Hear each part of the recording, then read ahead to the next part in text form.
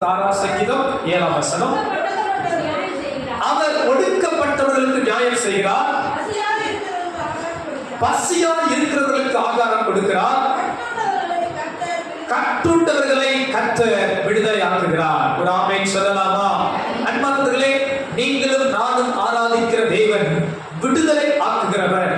நம் கர்த்தர் விடுதலை ஆக்குகிறவர். கட்டுண்டவர்களை கர்த்தர் விடுதலை ஆக்குகிறார். கட்டப்பட்ட மனிதனை கர்த்தர் விடுதலை ஆக்குகிறார். எந்த ஒரு தேவ பிள்ளையும் கட்டப்பட்டிருப்பது பிதாவின் சித்தம் அல்ல. எந்த ஒரு தேவ பிள்ளையும் அடிமைத்தனத்தில் இருப்பது தேவ சித்தம் அல்ல. நீங்கள் அடிமைத்தனத்தில் முகத்தில் இருப்பதை கர்த்தர் விரும்பவே மாட்டார். எந்த ஒரு நிலைமையிலும் ஒரு தேவ பிள்ளை கட்டப்பட்டிருக்கிற நிலைமை கர்த்தருக்கு பிரியமில்லை. வேதத்தில் பார்க்கிறோம், நாம் பாவத்தில் கட்டப்பட்டிருந்தோம். பாவம் செய்கிறவர்கள் பாவத்துக்கு அடிமைகளாய் இருக்கிறார்கள். பாவத்தில் நாம் கட்டப்பட்டிருந்தோம், ஆனால் கர்த்தர் நம்மை விடுதலையாக்கி இருக்கிறார். விசுவாசிக்கிறவங்க ஆமென் சொல்லலாமா? ஒரு நாள் சாபத்துக்குள் இருந்தோம். நியாய பிரமாணத்தின் சாபத்துக்குள் இருந்த ஜனம் கிறிஸ்து இயேசு சிலுவை சுமந்ததால் நியாய பிரமாணத்தின் சாபத்துக்கு நீங்களாக்கி ஆசீர்வாதத்தை கொண்டு வந்தது. நீங்களும் நானும் சாபங்களுக்குள் இருந்த நாளில் இருந்து கர்த்தர் நம்மை விடுதலையாக்கி இருக்கிறார். ஆமென் சொல்லலாமா? பாருங்கள், பிசாசின் வல்லமையில் அகப்பட்டிருந்தோம். வேதம் சொல்லுகிறது, இருளின் ஆளுகையில் இருந்த நம்மை வெளிச்சத்தின் பிள்ளையாய் கர்த்தர் மாற்றிவிட்டார். அந்த கால இருளில் இருந்து ஆச்சரியமான ஒளிக்கு தேவன் உங்களை என்னை அழைத்து வந்திருக்கிறார். அப்ப பிசாசின் வல்லமையில் இருந்து கர்த்தர் விடுதலை ஆக்கி இருக்கிறார். அது மட்டுமல்ல தேவ பிள்ளைகளே, உங்கள் வாழ்வில் பல சோதனைகள், சூழ்ச்சிகள், பொல்லாப்புகள், பாடுகள், உபத்திரவங்கள், எத்தனை கட்டுகளும் எத்தனை அடிமைத்தனங்கள் வந்தாலும் கர்த்தர் இன்றும் விடுதலையாக்க வல்லவராகவே இருக்கிறார். விசுவாசிக்கிறவங்க நல்ல கரங்களை அசைத்து நல்ல சத்தத்தை உயர்த்தி அல்லேலூயா சொல்லலாமா? ஆண்டவர் இயேசு விடுதலை ஆக்குகிறவர். வேதம் சொல்லுகிறது, அவர் விடுவிக்கிறவராகவே இருக்கிறார். அன்பானவர்களே, நம் தேவன் தம்முடைய ஜனத்தை விடுவிக்கிறவர். ஆபிரகாம் என்கிற ஒரு மனிதனை ஆண்டவர் அழைத்து ஒரு தேசமாய் மாற்றுவர் என்று வாக்கு கொடுத்தார். நீங்களும் ஒரு நபராய் இருக்கலாம், தனித்த நபர் போல் நீங்கள் இருக்கலாம். ஆனாலும் உங்கள் மேல் தேவன் ஒரு பெரிய திட்டம் வைத்திருக்கிறார். கையை உயர்த்தி சொல்லுங்க, என் வாழ்க்கையில பெரிய திட்டம் இருக்கிறது.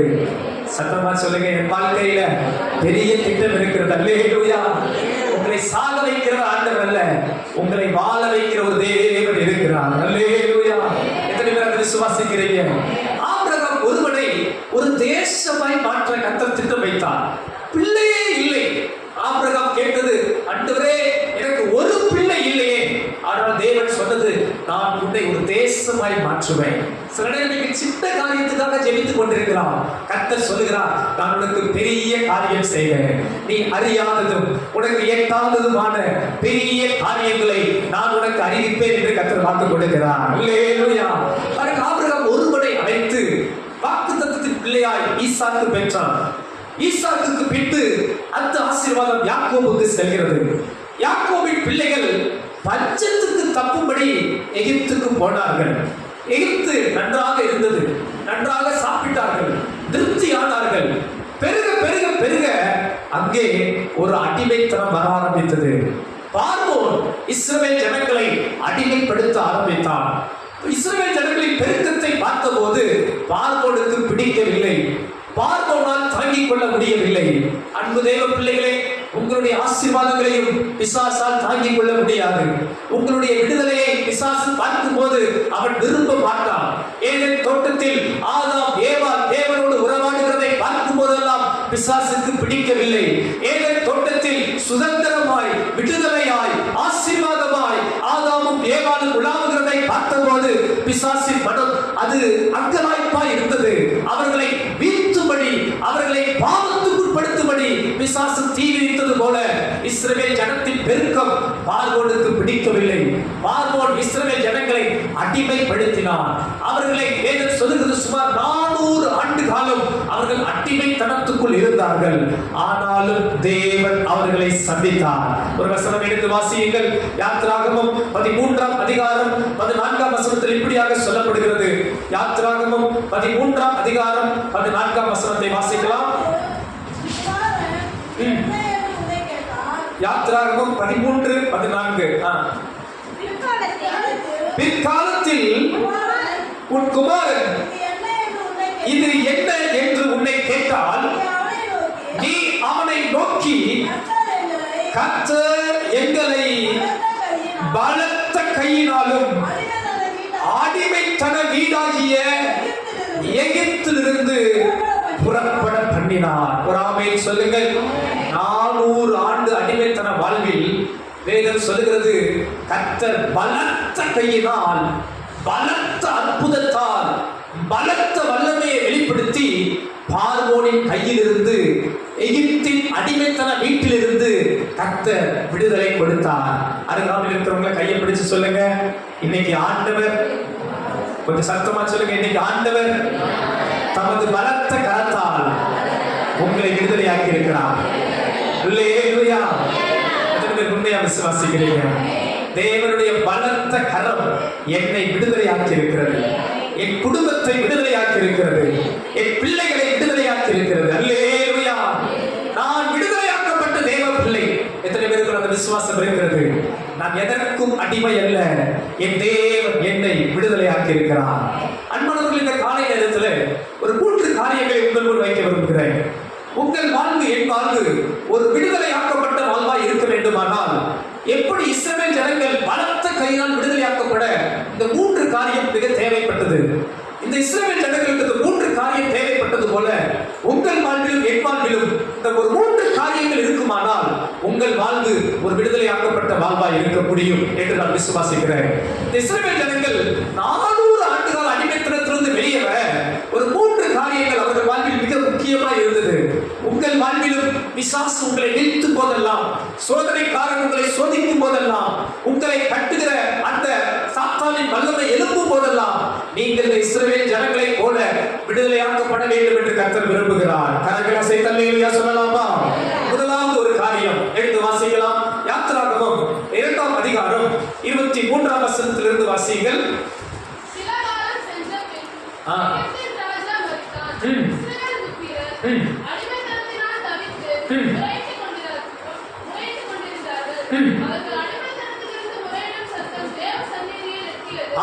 அவர்கள் அடிமைத்தனத்திலிருந்து முறையிடும் சத்தம் தேவ சந்நிதியில் ஏற்றிற்று. கரங்களை தட்டி ஆண்டவரை மகிமைப்படுத்தலாமா? அல்லேலூயா. அந்த வாலிப பிள்ளைக்கு நல்லா கையை தட்டுங்க பார்க்கலாம். நல்லா எவ்வளவு சத்தமா வாசித்தாங்க. அப்படிதான் வாசிக்கணும். ஆமென். போட்டி போட்டு வாசிக்கணும். ஆமென். ஒரு முறையாவது வேதத்தை வாசிக்கணும். எத்தனை பேர் ஆமென் சொல்றீங்க? நல்ல கம்பீரமா வாசிக்கணும். அல்லேலூயா. ஆமா, கர்த்தர் நம்மை ஆசீர்வதிப்பார். சகோதரர்களும் வாசிக்கலாம். வாலிப பிள்ளைகள் அல்ல, எல்லாரும் வேதத்தை திறந்து உற்சாகமா வாசிக்க கர்த்தர் கிருபை தருவாராக. ஆமென். அல்லேலூயா. சரி, முதலாவது காரியம் பாருங்கள். இந்த யாத்திராகம புத்தகத்திலே இஸ்ரவேல் ஜனங்கள் அடிமைத்தனத்தில் இருந்தபோது கர்த்தரை நோக்கி முறையிட்டார்கள், ஆண்டவரை நோக்கி முறையிட்டார்கள். அந்த சத்தம் தேவ சமூகத்தை ஏற்றிற்று.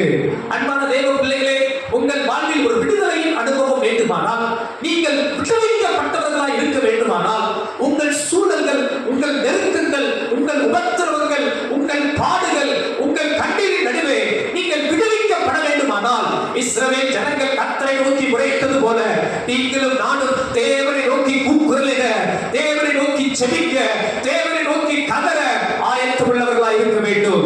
அப்ப முதல் காரியம், நமக்கு எப்போது விடுதலை கிடைக்கும்? செபிக்கும் போதுதான் விடுதலை கிடைக்கும். சத்தமா சொல்லுங்க, செபிக்கும் போது ஒரு விடுதலை உண்டு. அல்லேலூயா. பக்கத்துல பார்த்து சொல்லுங்க, ஜெபமே ஜெயம். ஜெபித்தால் ஜெயம் நிச்சயம். நீங்க கர்த்தரை நோக்கி கூப்பிட்டால், கர்த்தரை நோக்கி முறையிட்டால் உங்கள் சத்தம் தேவ சமூகத்தை ஏற்றும். எத்தனை பேர் ஆமோதிக்கிறீர்கள்? உங்க ஜெபத்தை கர்த்தர் கேட்பார். சிலருக்கு அந்த விசுவாசமே இல்லை. என் ஜெபத்தை கர்த்தர் கேட்பார் என்ற விசுவாசம் அநேகருக்கு இல்லாமல் போய்விட்டது. ஒரு நாள் நடந்த ஒரு சம்பவத்தை சொல்கிறேன். அமெரிக்க தேசத்திலே நடந்த சம்பவம் என்று நினைக்கிறேன். அந்த அமெரிக்க தேசத்திலே ஒரு சபைக்கு அருகாமையிலேயே பெரிய ஒரு பார் கட்டிவிட்டார்கள், மதுபான கூடம் கட்டிவிட்டார்கள். அருகாமையில் சபை, பக்கத்திலே பெரிய பார். இந்த ஆளுநர் என்ன பண்ணுறாங்க? அந்த சபை மக்கள் எல்லாரும் ஜெபிக்க ஆரம்பித்தார்கள். என்ன சொல்லி ஜெபிக்க ஆரம்பித்தார்கள்? ஆண்டவரே, எங்க சபைக்கு பக்கத்துல என்ன இருக்கக்கூடாது? சத்தமா சொல்லுங்க, என்ன இருக்கக்கூடாது? சொல்ல மாட்டேன்றீங்களே. நம்ம சர்ச் பக்கத்துல அப்படி இருந்தா விருப்பப்படுவீங்களா மாட்டீங்களா? சரி, சோத்திரம். அப்படி ஜெபிக்க ஆரம்பித்தார்கள். கர்த்தர் ஜெபத்தை கேட்டார். நல்ல ஜெபம் கேட்கப்பட்டுச்சு.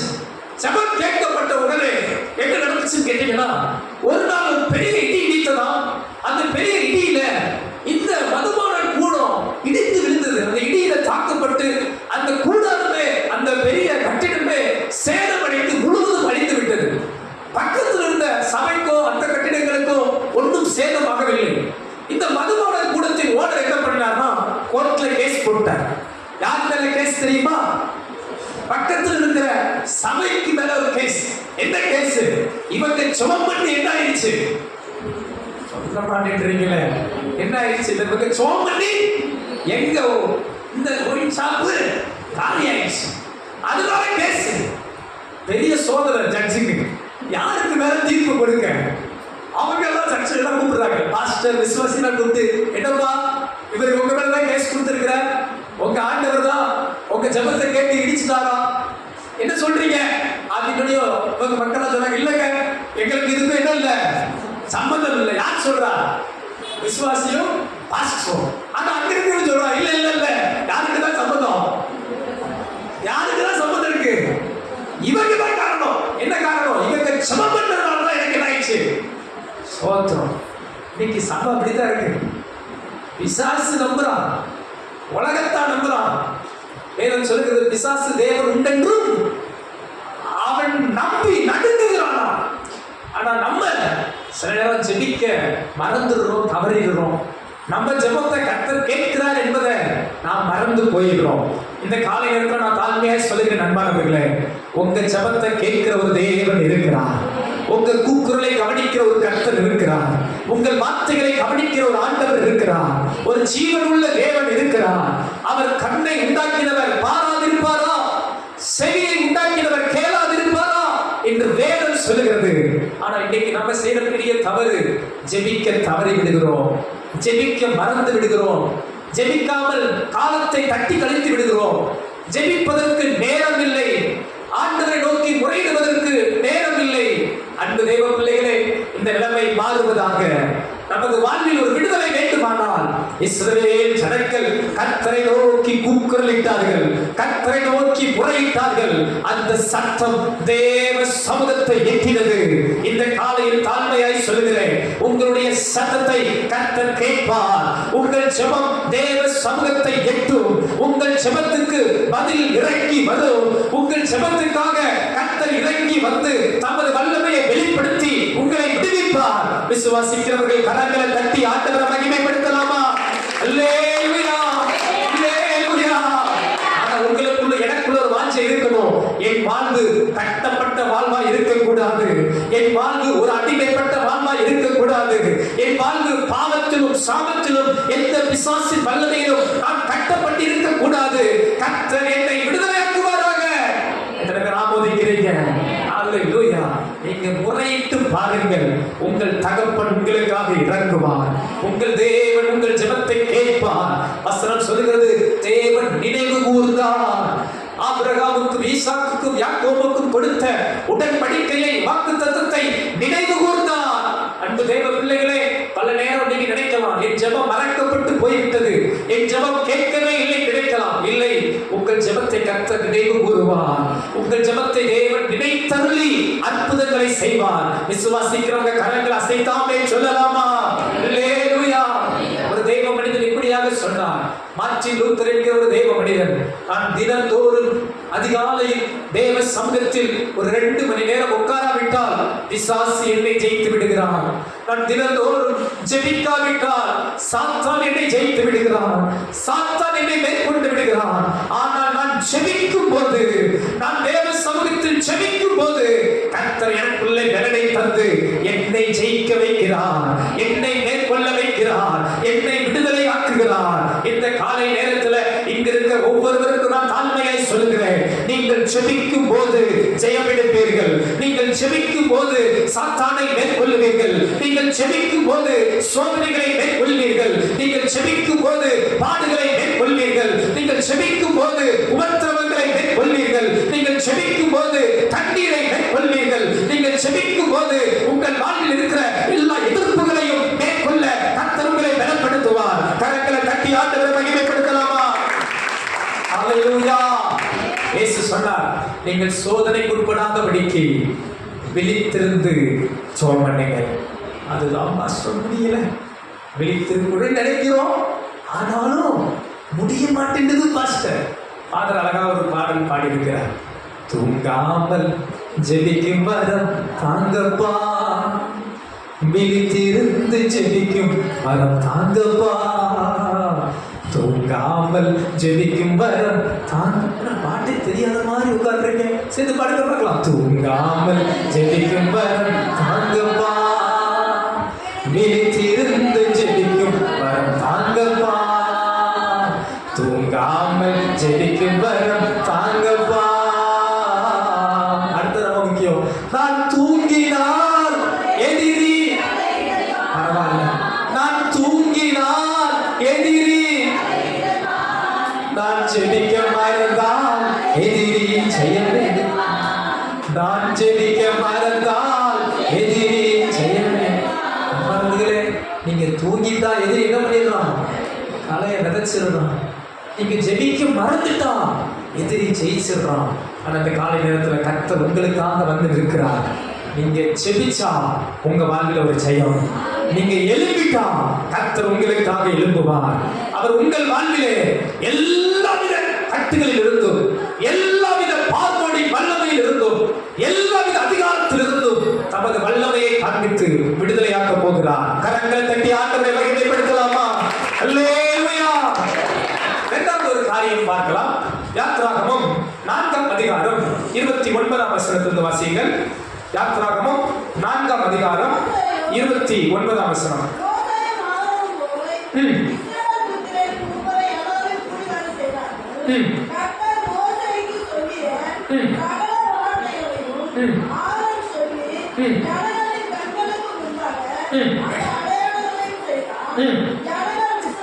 ஜனங்கள் விசுவாசித்தார்கள்.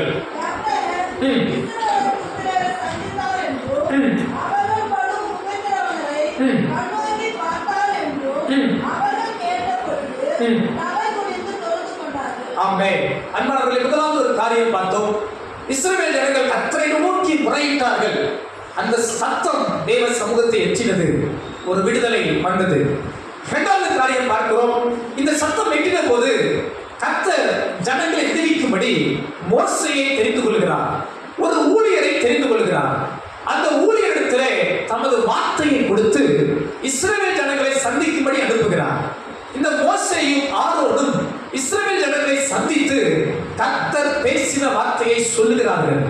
சொன்னபோது வசனம் சொல்லுகிறது, ஜனங்கள் விசுவாசித்தார்கள். எல்லாரும் சொல்லுங்க பார்க்கலாம். ஜனங்கள் விசுவாசித்தார்கள். அல்லேலூயா. அன்பானவர்களே, இரண்டாவது காரியம், எப்போது இந்த ஜனங்களுக்குள்ள, இஸ்ரவேல் ஜனங்களுக்குள்ள ஒரு விடுதலை வந்தது? அவர்கள் கர்த்தரை நோக்கி முறையிட்ட போது ஒரு விடுதலை.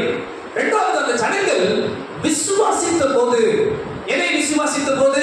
கர்த்தருடைய ஊழியரையும் அவர் மூலமாய் தேவன் கொடுத்த வார்த்தையையும் அவர்கள் விசுவாசித்தார்கள். அப்போது தேவன் அவர்களை விடுவிக்க இறங்கி வந்து பெரிய காரியம் செய்தார். கரங்களை அசைத்து ஆமென் சொல்லலாமா? அல்லேலூயா. இந்த காலை நேரத்தில் அன்பானவர்களே, நீங்களும் நானும் கர்த்தருடைய வார்த்தையை விசுவாசிக்கிறவர்களாய் இருக்க வேண்டும். உங்களுக்கும் எனக்கும் தேவன் ஆயிரமான வாக்குத்தத்தங்களை கொடுத்திருக்கிறார். வேத வசனம் முழுமையும் தேவ சத்தமே, தேவ வார்த்தையே. இந்த வசனங்கள் ஒவ்வொன்றும் கர்த்தருடைய ஆவியினால் ஏவப்பட்டு அருளப்பட்டிருக்கிறது. கர்த்தர் தமது ஊழியரை ஏற்படுத்தி, கர்த்தர் தமது தீர்க்கதரிசிகளை அனுப்பி அவர் தமது வார்த்தையை உரைத்துக் கொண்டே இருக்கிறார். இந்த காலை நேரத்திலும் நான் என் சத்தத்தை பேச இருக்கவில்லை, தேவ தூதுவனாய் வந்து நிற்கிறேன். கர்த்தர் போட்ட மன்னாவை கொடுக்க நிற்கிறேன். கர்த்தர் சொன்ன வார்த்தையை சொல்ல நிற்கிறேன். அன்றைக்கு மோசே அங்கு வந்து நின்ற போது, மோசே அந்த வார்த்தையை சொன்ன போது ஜனங்கள் விசுவாசித்தார்கள். அன்பு தேவ பிள்ளைகளே, இன்றைக்கு அநேக உலகத்தில் இருக்கிறவர்கள் ஊழியருடைய மதிப்பை அறியாதிருப்பார்கள், சபையுடைய மதிப்பை அறியாதிருப்பார்கள். ஏன்? ஒரு விசுவாச பிள்ளையின் மதிப்பை கூட அறியாதிருக்கிறார்கள்.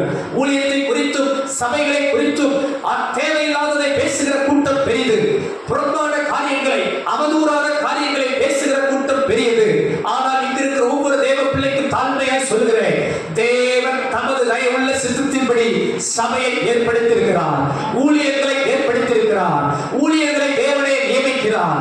அவர்கள் மூலமாய் தேவன் தமது வார்த்தையை கொடுக்கிறார். வசனம் சொல்லுகிறது, பைத்தியமாய் தோன்றுகிற பிரசங்கத்தினாலே ரட்சிப்பை உண்டாக்குவது தேவனுடைய சித்தமாய் இருக்கிறது.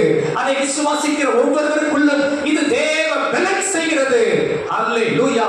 கெட்டு போகிறவர்களுக்கு இது பைத்தியம், விசுவாசிக்கிற நமக்கும் இது தேவ பலன். கரங்களை உயர்த்தி சொல்லுங்க, இது தேவ பலன். வசனம் எனக்கு தேவ பலன், உபதேசம் எனக்கு தேவ பலன், கர்த்தருடைய வார்த்தை எனக்கு தேவ பலன். ஆமென் சொல்லலாமா? அல்லேலூயா. கர்த்தருடைய ஊழியர் நமது ஆத்துமாவுக்கு உத்தரவாதம் பண்ணி ஜெபிக்கிறார். கர்த்தருடைய ஊழியர் நமக்கு வேண்டிய வார்த்தையை கொடுத்து ஜெபிக்கிறார். நமக்கு வேண்டிய மன்னாவை கொடுக்கிறார். இது மனித வார்த்தை அல்ல, இது ஆண்டவர் என்னோடு இடைபெறுகிற சத்தம். இது ஆண்டவர் எனக்காக பேசுகிற வார்த்தை. இது கர்த்தர் என்னை உயிர்ப்பிக்கிற வார்த்தை. இது கர்த்தர் என்னை உருவாக்குகிற வார்த்தை என்று விசுவாசித்தால் மகிமையை காண்பீர்கள். நீங்கள் விசுவாசித்தால் தேவ மகிமையை காண்பீர்கள். நீங்கள் விசுவாசிக்கும் போது அற்புதங்கள் அடையாளங்கள் நடக்கும். நீங்கள் விசுவாசிக்கும் போது வழிகள் திறக்கப்படும். நீங்கள் விசுவாசிக்கும் போது கர்த்தர் பெரிதானவைகளை செய்வார். இஸ்ரவேல் ஜனங்கள் மோசேயையும் அவர் மூலமாய் தேவன் கொடுத்த வார்த்தையையும் விசுவாசித்தார்கள்.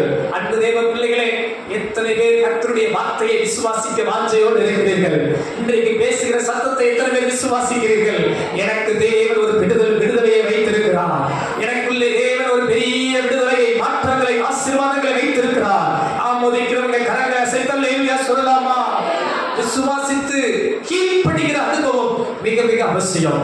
அந்த வார்த்தைக்கு கீழ்ப்படியும் போது தேவன் நம்மை ஆசீர்வதிப்பார். சில நேரம் பாருங்கள் அன்பானவர்களே, நீங்க அந்த வார்த்தையை பெற்றுக்கொண்டு கீழ்ப்படியும் போது பிசாசு உங்க மேல ரொம்ப கோபப்படும்.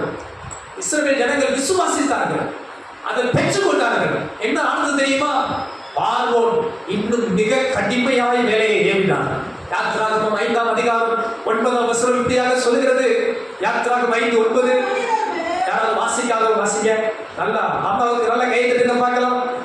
ஒரு நிமிஷம் நல்லா அவங்களுக்கு நல்லா கை தட்டுங்க. 50 60 வயது ஆனாலும் டக்கு டக்குன்னு எடுத்து வாசிக்கிறாங்க. இளம் பிள்ளைகள் எல்லாரும் வாசிங்க. யாராவது 5:9.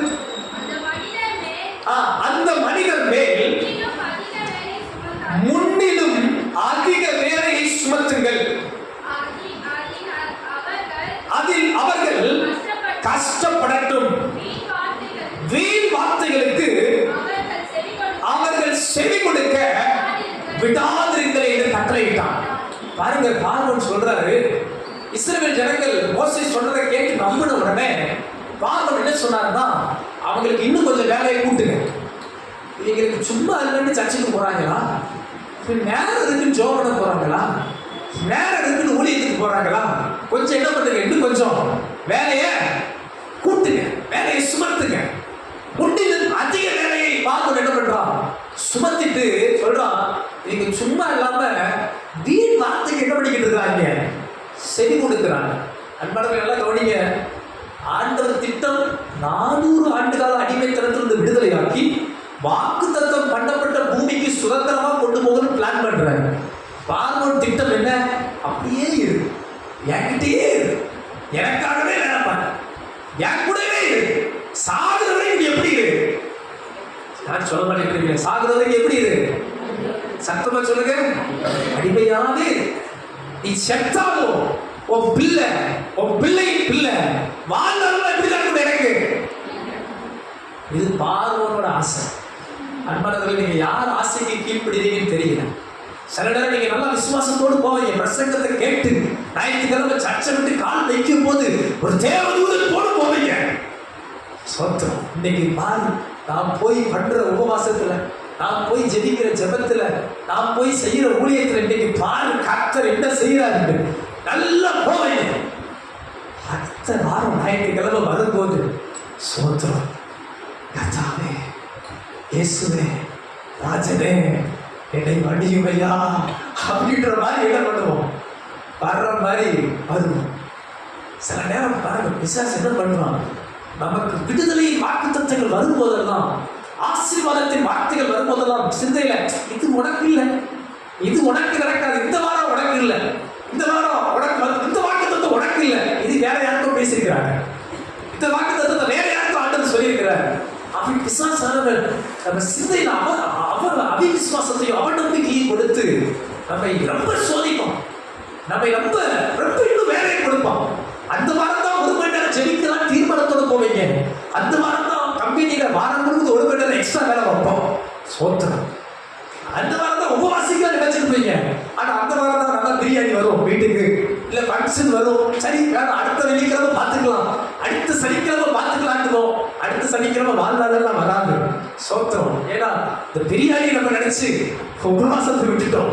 சோத்திரம். அன்பானவர்களே, விசுவாசி ரொம்ப தந்திரசாலி. உங்களை எப்படி கவுக்கலாம் நினைப்பான், உங்களை எப்படி வீழ்த்தலாம் நினைப்பான். என்ன சொன்னா நீங்க வீடுவீங்கன்னு தெரியும். பார்வோனுக்கு நல்லா தெரிஞ்சிருச்சு. என்ன பண்ணுனா இவங்க இந்த மோசைக்கு செவி கொடுக்க மாட்டாங்க, என்ன பண்ணுனா இவங்க கர்த்தருடைய சத்தத்தை கேட்க மாட்டாங்க என்பதை பார்வோன் நல்லா அறிந்திருந்தான். இவங்க வீண் வார்த்தைக்கு செவி கொடுக்கிறார்கள், நல்ல வேலையை கூட்டு, நல்ல சம்பளத்தை கூட்டு, நல்லா ஒர்க்குலோட ஜாஸ்தி பண்ணு, இனி போக மாட்டாங்க அப்படின்னு திட்டம் போட்டான். இதுக்கு இஸ்ரவேல் ஜனங்களும் ஐயோ ஏத்துக்கிட்டாங்க. நாங்க வாழ்நாளெல்லாம் எப்படியே இருந்துடுறோம். சொல்ல மாட்டேங்கிறீங்க, எப்படி இருக்கிறோம்? வாழ்நாளெல்லாம் அடிமையாவே இருந்துக்கிறோம். எதுக்கு இந்த விடுதலை, எதுக்கு கானான் தேசம்? சிலர் போய் சுவிசேஷம் சொல்லி ரட்சிப்புகளை நடத்தி, ஐயா அம்மா இயேசுவை ஏற்றுக்கொண்டோமா பரலோகம் போவீங்க அப்படின்னு சொன்னா, எங்க பாஸ்டர் பரலோகம் போக நாங்க பேசாம இங்கேயே இருந்துக்கிறோம். சிலருக்கு எங்கேயே இருந்துக்கிறோம் ஆசை, சிலருக்கு இங்கேயே இருந்துக்கிறோம், எங்க வீட்டிலேயே இருந்துக்கிறோம், எங்க ஸ்கூல்லேயே இருந்துக்கிறோம். அன்பானவர்களே, தேவனுக்கு ஒரு பெரிய வாக்குத்தத்தத்தை வைத்திருக்கிறார். கரங்களை செலுத்த சொல்லலாமா? இஸ்ரவேல் ஜனங்கள் மேலே பார்வோன் அதிக நுகத்தை செலுத்தினார். முடிவு என்ன தெரியுமா? இஸ்ரவேல் ஜனங்கள் என்ன ஆனார்கள் தெரியுமா? 6ஆம் அதிகாரம் 9ஆம் வசனம் வாசியுங்கள். யாத்திராகமம் 6:9. சீக்கிரமா. இந்த பிரகாரமாக ஒருவருக்கு வேற வாய்ப்பு கொடுங்க. இந்த பிரகாரமாக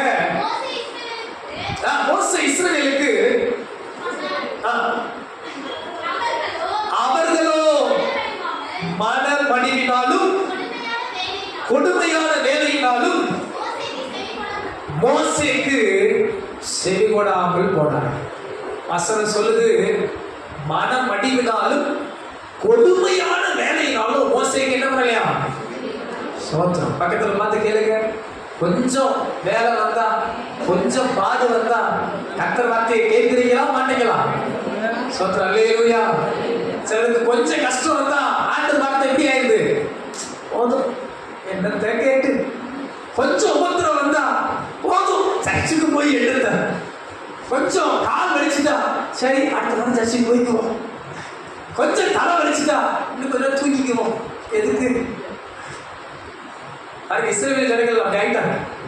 மனமடிவினாலும் அவங்களுக்கு ரொம்ப வேலை பழுனாலும் மோசே மறுபடியும் சொல்றாரு, கர்த்தர் உரைக்கிறார், இன்னைக்கு உங்களை விடுவிப்பார் அப்படின்னு போய் அப்படியோ வந்து சொல்ல எனக்கு வேலை பாரு என்ற பெட்டை நிமித்து நான் பார்ப்போம். ஓ பாட்டியும் ஓ வார்த்தையும் என்ன பண்றான் இஸ்ரவேல் ஜனங்கள். அவர் பாவம் ரோட் விட்டுனாலும் பைக்கு சர்ச்சு கட்டடம் இருக்கு, அவர் ரோட்ல நின்று இருப்பான்னு நினைக்கிறார். இல்ல தெருவில் நின்றோ இல்ல அவங்க இஸ்ரவேல் ஜனங்கள் வசித்த வீடுகள் நடுவே இருந்து உரத்தம் சத்தமா பேசினாலும் தெரியல. நீ பிசாம பேசிக்கிட்டு இருந்தோம்யா, நாங்க வேலைக்கு போறோம் என்ன பண்ணிட்டான்? எல்லா இஸ்ரவேல் ஜனங்கள் போயிட்டான். அன்பான தேவ பிள்ளைகளே, நம்ம வாழ்க்கையில் ஒரு விடுதலை வேணும்னா, நமக்குள்ள இருக்கிற எல்லா அடிமைத்தனத்திலிருந்து ஒரு விடுவிக்கப்படுகிற ஒரு அனுபவம் வேணும்னா, நான் தாழ்மையா சொல்றேன், நீங்க கர்த்தருடைய வார்த்தையை விசுவாசிக்கணும். எந்த நேரம் ஆனாலும் எந்த சூழ்நிலை ஆனாலும் ஆண்டவர் பேசுகிற சத்தத்தை கேட்டு செவி கொடுத்து நீங்க விசுவாசிப்பீர்கள் ஆனால் நான் நிச்சயம் சொல்கிறேன், கர்த்தர் உங்க வாழ்வில் பெரிய காரியங்களை செய்வார். லாசரு மரித்து அடக்கப்பட்டு விட்டாயிற்று, கல்லை அடைத்து மூடி விட்டார்கள். ஆனால் இயேசு மறுபடியும் இப்ப வந்து சொல்லுகிறார், கற்களை புரட்டி போடுங்க. எல்லாரும் சொல்லுகிறார்கள், ஆண்டவரே 4 நாள் ஆயிற்று. 4 மையா நான் உனக்கு முன்னமே சொல்லவில்லையா? நீ விசுவாசித்தால் தேவ மகிமையை காண்பாய். இந்த காலையில் இருக்கிற தாழ்மையால் ஆவியில உணர்ந்து சொல்கிறேன், உங்க வாழ்க்கையில தடைப்பட்ட நன்மைகள், அடைபட்ட வாசல்கள், நெருக்கத்தின் சூழல்களை கர்த்தர் மாற்றி போட வல்லவராய் இருக்கிறார். உங்க வாழ்க்கையில் ஒரு விடுதலையை கொடுக்க இயேசு போதுமானவர். உங்கள் முன்னிலைமையை காட்டிலும் உங்கள் பின்னிலைமையை ஆசீர்வதிக்க இயேசு போதுமானவர். இதுவரை நீங்கள் வந்த பாதையை காட்டிலும் உங்களுக்கு ஒரு மகிமையான வாழ்க்கையை கொடுக்க இயேசு போதுமானவர். இப்பைக்கு மட்டுமல்ல, முடிவு வரை, நித்திய வரை நடத்த இயேசு போதுமானவர். அவரை விசுவாசித்தால் தேவ மகிமையை காண்பீர்கள். கரங்களை அசைத்தாமே சொல்லலாமா? தேவன் தமது ஊழியரை கொண்டு சொல்லுகிற வார்த்தை நிறைவேறும். கர்த்தர் தமது ஊழியரின் வார்த்தையை கனம் பண்ணுவார், அங்கீகரிப்பார். மோசேயின் வார்த்தையை தேவன் அங்கீகரித்தார், ஆசீர்வதித்தார். இந்த காலையில் கர்த்தர் உங்களை அப்படியே அங்கீகரித்து ஆசீர்வதிப்பாராக. கரங்களை அசைத்தாலே சொல்லலாமா? என்னுடைய இளம் வயதை சற்று சிந்தித்து பார்க்கிறேன். நான் ஊழியத்துக்கு வருவதற்கு முன்பு நான் நல்லா படித்தேன், கல்லூரி படித்தேன். எங்க பாஸ்டர் ஒரு முறை எனக்கு ஜெபிக்கும் போது அவர் ஜோம் பண்ணி சொல்லிட்டார், 3 வருஷத்துல நீ ஊழியத்தில் இருப்பான். எனக்கு பயங்கர கோபம். போய் ஜோம் பண்ணுங்கன்னு சொன்னா, நம்மளை ஜோம் பண்ணி நீ நல்லா கோடீஸ்வரர் ஆயிடுவேன்னு சொன்னா ஒரு சந்தோஷம் இருக்கும். இல்ல அது இது ஏதாவது சொன்னா ஒரு மகிழ்ச்சி இருந்திருக்கும். என்ன சொல்லிட்டாரு? ஊழியத்தில் இருப்ப 3 வருஷத்துல சோத்தம், இதெல்லாம் கேட்டமா நம்ம அப்படின்ற மாதிரி நினைச்சிட்டு இருந்தேன். ஆனா பாருங்க, தாழ்மையா சொல்றேன், எனக்கு ஆசையே கிடையாது. எனக்கு வாழ்நாளெல்லாம் எனக்கு என்ன செஞ்சாலும் செய்வேனே ஒழிய ஊழியம் மட்டும் வேணும்னு சவால் விட்டால் இன்னொரு நாள் விரிவான சாட்சியை கேட்கலாம் ஆயிடுச்சு. ஆனா அத்தை தமது ஊழியரை கொண்டு சொன்ன வார்த்தையின்படியே எனக்கு அது ஆச்சரியம் பிரமிப்பா இருக்கு. 3ஆவது ஆண்டிலே கர்த்தருடைய ஊழியத்தில் நிற்க தேவன் என்னை கிருபையாக எடுத்து வந்தார். அன்பு தேவனை நான் தாழ்மையா சொல்றேன், கர்த்தர் உங்களுக்கு சொல்ற வார்த்தையை விசுவாசிங்க, வார்த்தைகளை நம்புங்க, வாக்குத்தத்தங்களை விசுவாசிங்க.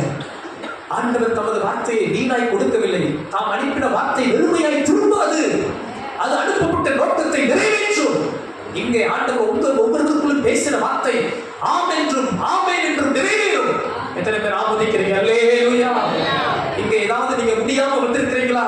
ஆண்டவர் சொல்ற உங்க வாழ்க்கையில முடிவு உண்டு, நிச்சயமாக முடிவு உண்டு. உங்க நம்பிக்கை வீண் போகாது. பலவீனத்தோடு வந்திருக்கிறீங்களா? எங்களுக்கு போகும்போதே சுகத்தோட தான் போவீங்க. விசுவாசிங்க, இயேசுவின் நாமத்துல வியாதியோடு பலவீனத்தோடு வந்திருக்கிறவருடைய உங்கள் பலவீனங்கள் கர்த்தர் இப்பொழுது மாற்றப்படுவாராக. எத்தனை பேர் விசுவாசிக்கிறீங்க? அற்புதத்தை எதிர்பார்க்கிறீங்களா? இந்த வாரம் காற்றையும் காண மாட்டீர்கள், மழையையும் காண மாட்டீர்கள். கர்த்தர் உங்கள் வாழ்வில் ஒரு அற்புதங்களை செய்வார். எத்தனை பேர் நம்புறீங்க? எத்தனை பேர் விசுவாசிக்கிறீங்க? என் தேவனால் எல்லாம் கூடும், என் தேவனால் எல்லாம் கூடும். அல்லேலூயா. விசுவாசித்தால் தேவ மகிமையை காண்போம். கடைசி ஒரு காரியம், இஸ்ரவேல் ஜனங்கள் விடுதலைக்கு காரணமாக இருந்தது. கர்த்தரை நோக்கி ஜெபித்தார்கள், முறையிட்டார்கள். கர்த்தருடைய வார்த்தையை, கர்த்தர் ஊழியரை கொண்டு பேசின வார்த்தையை விசுவாசித்தார்கள். 3வது ஒரு காரியம், இதுவரை வாசிக்காத யாராவது ஒரு எடுத்து சத்தமா வாசிங்க. யாத்திராகமம் 12ஆம் அதிகாரம் 21ஆம் வசனத்திலிருந்து. யாத்திராகமம் 12:21ஆம் வசனத்திலிருந்து சத்தமா வாசிக்க பார்க்கலாம். அப்பொழுது மோசே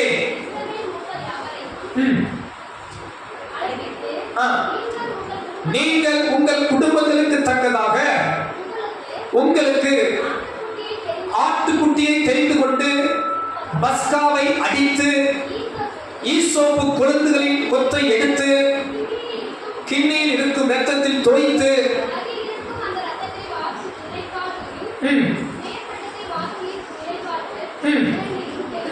இரண்டிலும் தெரியுங்கள். விடியற் காலம் வரைக்கும் உங்களில் ஒருவரும் வீட்டு வாசலை விட்டு புறப்பட வேண்டாம். 23ஆம் வசனம், கர்த்தர் எகிப்தியரை அதம் பண்ணுகிறதற்கு கடந்து வருவார்.